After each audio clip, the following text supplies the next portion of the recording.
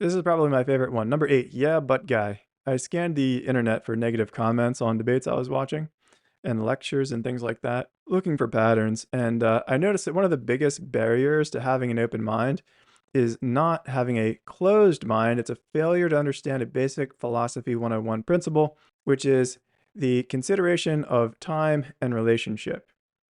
In other words, context. People will often hear a statement and say, yeah, but that doesn't work for a guy in Alaska and 4 chickens. Okay, fair enough. But perhaps the advice that you just heard was not for a guy in Alaska with 4 chickens. Can you think of someone for whom it is good advice?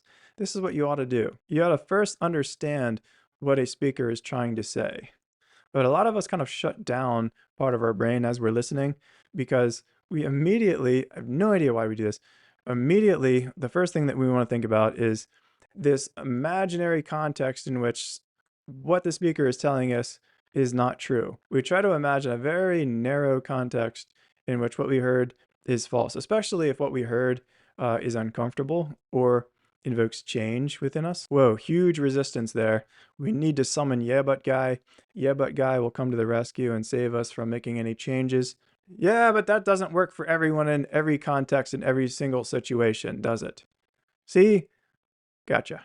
And people assume that if it doesn't work for everyone at every time in every relationship, it isn't true for anyone at any time in any relationship. The truth is, and this is a very critical understanding in philosophy, is that it may very well be true at one time in one relationship, but not true in another time in another relationship. It may be true at the same time, but in a different relationship. It can be true at one time in one relationship, but it could be false in another time and in the same relationship.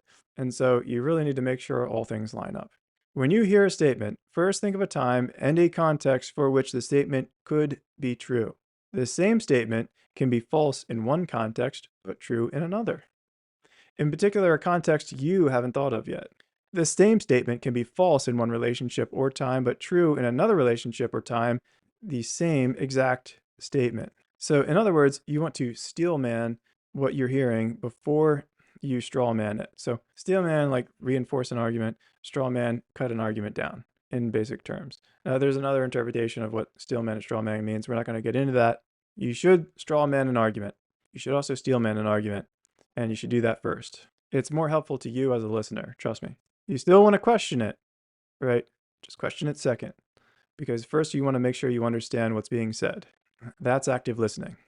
Okay, here's another example. I once published a video on the dangers of over-efficiency, and inevitably, someone commented that I was wrong. His comment was, efficiency is good. And they also said something about they would be willing to talk to me about it or discuss it with me, debate it with me, I don't know. But there's no need because I agree, efficiency is good. The point of the video was that over-efficiency is bad.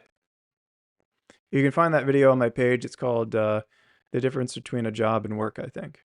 So it's likely that this person didn't watch the entire video, which made the point that attention to efficiency is incredibly important.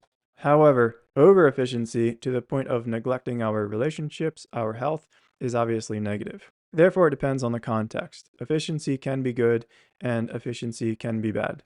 So the next time you get out your keyboard to go full troll on someone, first consider the principle of time and relationship. There's a reason why this principle is often taught in the first year philosophy class on the first day.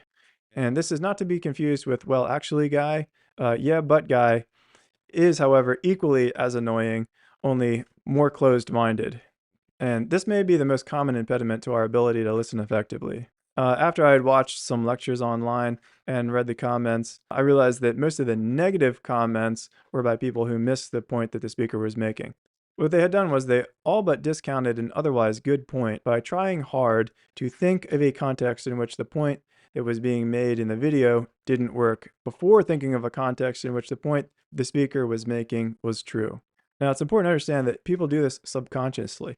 You do it subconsciously, I do it subconsciously. It's not something that we're really actively putting in our heads that like we're going to do this when we listen to somebody. But we do it. It's natural. I have no idea why. Again, it should be obvious that I understand the value in questioning things, but we greatly miss learning opportunities when we fail to listen effectively.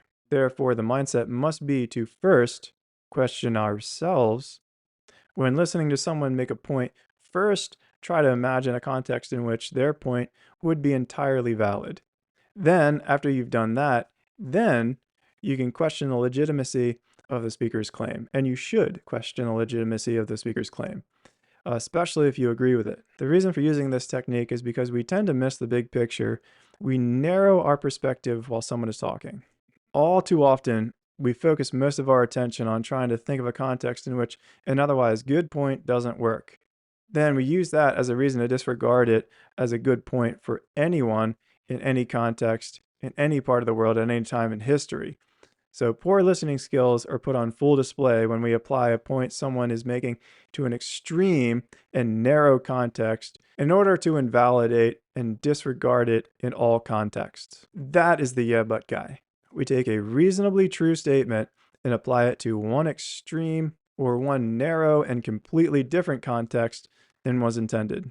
And usually, the information that comes after yeah but is so obvious and not helpful that it'll just warrant a rolling of the eyes by the people around you. So if your goal is to feel smart, mission not accomplished. So you may not be aware of it, but you hear people make these types of objections quite often. Now you'll be even more cognizant of it, and to really drive it home, we're going to have a few more examples.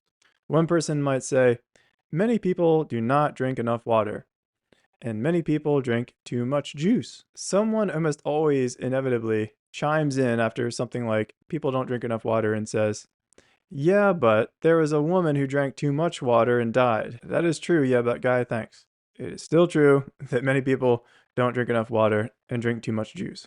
Another example is when someone says that many people can increase their lifespan by simply reducing calories. Inevitably, someone always chimes in to say, but some people are anorexic, so not everyone should reduce calories. It seems that the motivation for participating in the yeah but barrier to listening is to avoid the discomfort one anticipates they will feel should they take the time to think about what was just said. Whatever the reason, be aware of this barrier to listening so that you don't fall victim to it and risk missing out on a world of diverse and interesting viewpoints.